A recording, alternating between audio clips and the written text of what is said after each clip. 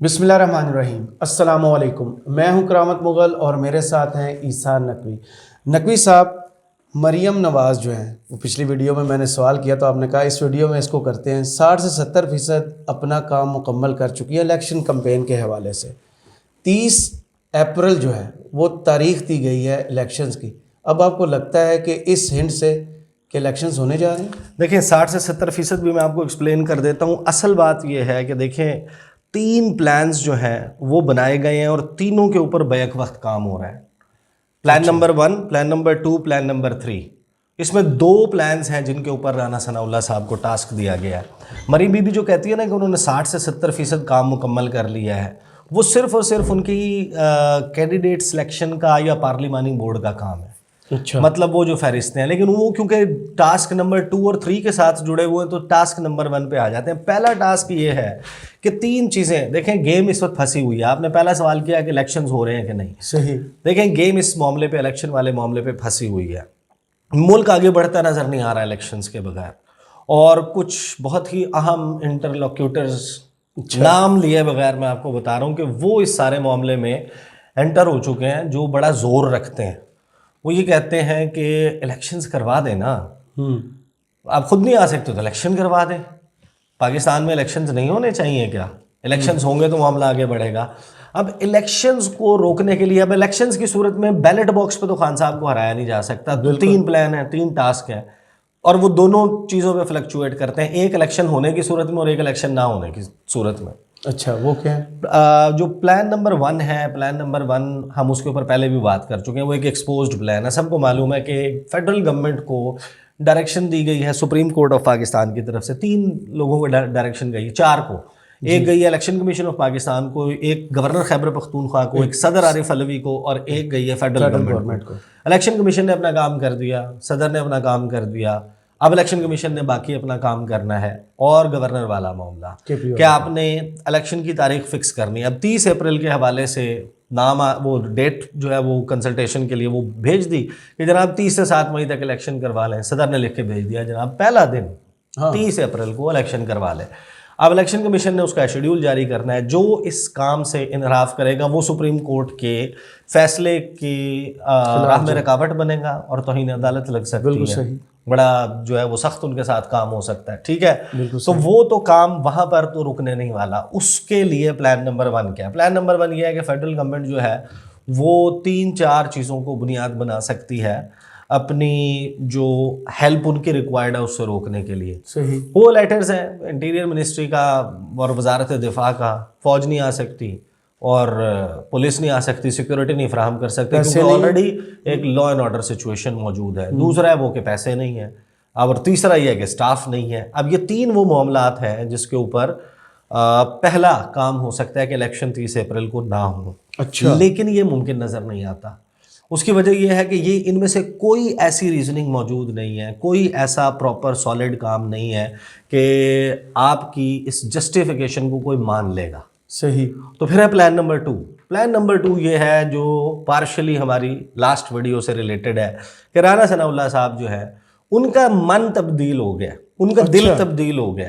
وہ کل تک بار بار شاہ زیب خانزادہ جن کے وہ شریک میزبان ہیں، آپ کو پتہ ہے نا، ہر شو میں تقریباً ہوتے ہیں، تو وہ جو شریک میزبان شاہ زیب خانزادہ ہیں، انہوں نے ایک گردان جو ہے وہ ایک جس طرح رٹوت ہوتا ہے نا اس کی طرح وہ انہوں نے جاری کی ہوئی تھی، اور کبھی کمیٹی روم نمبر 5 سے، کبھی نمبر 1 سے، نمبر 2 سے باہر آتے ہوئے پارلیمنٹ میں وہ جو صحافی کیمرے لے کے آگے کھڑے ہوتے ہیں ان کے سوالوں کا جواب دیتے ہوئے کہتے ہیں نہیں عمران خان کو گرفتار نہیں کرنا، ہم نے عمران خان کو گرفتار ہی نہیں کرنا، عمران خان ارریلیونٹ ہے، عمران خان میٹر نہیں کرتا، عمران خان کو گرفتار کر لیا تو اس کو فائدہ ہوگا، ہم پاگل ہیں کہ ہم اس کو فائدہ پہنچائیں گے۔ یہ تھا ان کا بیان۔ لیکن اچانک سے تبدیلی آتی ہے کہ جناب خان صاحب کو گرفتار کرنا ہے۔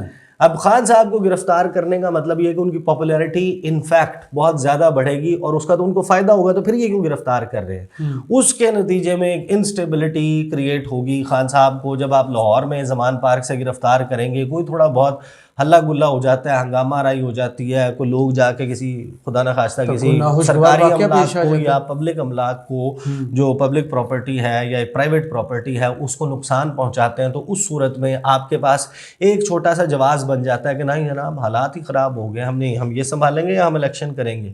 الیکشنز تو بھائی حساس پولنگ اسٹیشن ہے, انتہائی حساس ہے, CCTV کیمرے لگنے ہیں, ہمارا پاس تو اس وقت انفراسٹرکچر موجود نہیں ہے, نہ پیسے موجود ہیں, فیڈرل گورنمنٹ جو ہے وہ بھی اپنے ہاتھ کھڑے کر دے گی. تو یہ ہے وہ جو ٹاسک نمبر 1 رانا ثناءاللہ کا ہے. اور پلان نمبر 2 ہے جس کے تحت آپ الیکشنز کو سبوتاج کر رہے ہیں. لیکن پھر تیسرا پلان, اور وہ بڑا خاص ہے, تیسرا پلان بڑا انٹرسٹنگ ہے, اور تیسرے پلان میں ٹاسک جو ہے وہ رانا ثناءاللہ صاحب کو دیا. اور میں آپ کو ایک بات بتاؤں, ویسے اگر اس ٹاسک پہ رانا ثناءاللہ صاحب کامیاب ہو جاتے ہیں تو PTI کو بہت بڑا نقصان ہو سکتا ہے. اچھا, واقعی بہت بڑا نقصان ہو سکتا ہے, کیونکہ جو کام انہوں نے جو کاروائی ڈالی ہے نا وہ کاروائی بڑے انٹرسٹنگ ہے. باریک کاروائی ڈالی.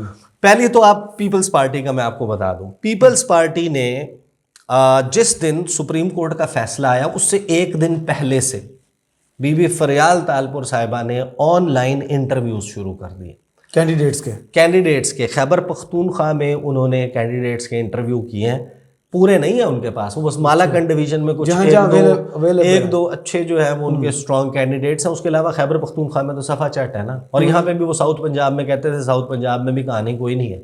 صحیح, ٹھیک ہے نا, وہ آپ نے راجن پور میں بھی دیکھ لیا, اور آپ کسی اور جگہ پر کروائیں گے ہاتھ رکھ کے نا, مرضی کے حلقہ چوز کر کے بھی کروائیں گے, تو جو آپ کا سب سے اسٹرانگ حلقہ ہے نا اس میں بھی آپ کو دانتوں تلے پسینہ آ جائے گا. صحیح, دانتوں سے پسینہ آ جائے گا آپ کے, آپ اگر وہ اپنی مرضی کی کانسٹیٹوئنسی 20,000 سے زیادہ ووٹ نہیں مل سکتے. پیپلز پارٹی کا تو دیکھیں نا, پیپلز پارٹی کے پاس تو کینڈیڈیٹ بھی پورے نہیں ہیں. صحیح, پیپلز پارٹی کا تو چانس 2023 والا الیکشن کے نتیجے میں اور بیلٹ باکس پہ نہیں ہے. لیکن پیپلز پارٹی نے اپنی پریزنس تو رکھنی ہے نا, تو اس کے لیے وہ کینڈیڈیٹس کے انٹرویو کر رہے ہیں. پھر آتے ہیں رانا ثناءاللہ صاحب, اور ان کو ٹاسک کیا دیا گیا کہ نہیں آپ نے فہرستیں 3 قسم کی بنانی ہیں. اچھا, فہرست نمبر 1 جو بنانی ہے وہ یہ بنانی ہے کہ ہمارے کینڈیڈیٹ کون ہوں گے.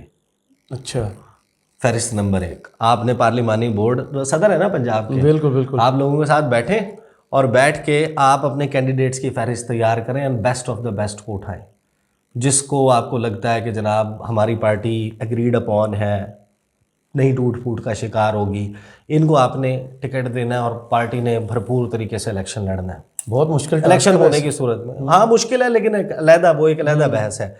ٹاسک نمبر 2 جو ہے, اسی میں جو ذیلی ٹاسک ہے وہ یہ ہے کہ آپ نے تحریک انصاف کے کینڈیڈیٹس کی فہرستیں نکالنی ہیں. تحریک انصاف کس کس کو دے رہی ہے, اور آپ نے میچ کرنا ہے اپنا کینڈیڈیٹ کہ اس کی ٹکر کا کینڈیڈیٹ کون ہوگا. لیکن تیسرا اس میں جو ذیلی ٹاسک ہے نا وہ بڑا انٹرسٹنگ ہے. وہ یہ کہتے ہیں, اور بڑے جو لوگ ان کی میٹنگز میں بیٹھتے ہیں, پھر ان کے ساتھ جو ملاقاتیں کرتے ہیں, اور پھر جب ہماری ان کے ساتھ ملاقاتیں ہوتی ہیں تو وہ یہ بتاتے ہیں, یعنی کہ یہ سیکنڈ ہینڈ انفارمیشن ہے, لیکن ہے انفارمیشن اور پکے بندے سے آئی ہے, اس وجہ سے میں اس کو شیئر بھی کر سکتا ہوں. وہ ان کو یہ کہا گیا ہے کہ بھائی جان آپ نے صرف تحریک انصاف کے جن کو ٹکٹ مل رہے ہیں ان کی لسٹ نہیں بنانی, جن کو نہیں مل رہے ان کی بھی بنانی. آپ نے اصل میں تو لسٹ بنانی ہے ان لوگوں کی تحریک انصاف کی جس نے ٹکٹ کے لیے اپلائی کیا.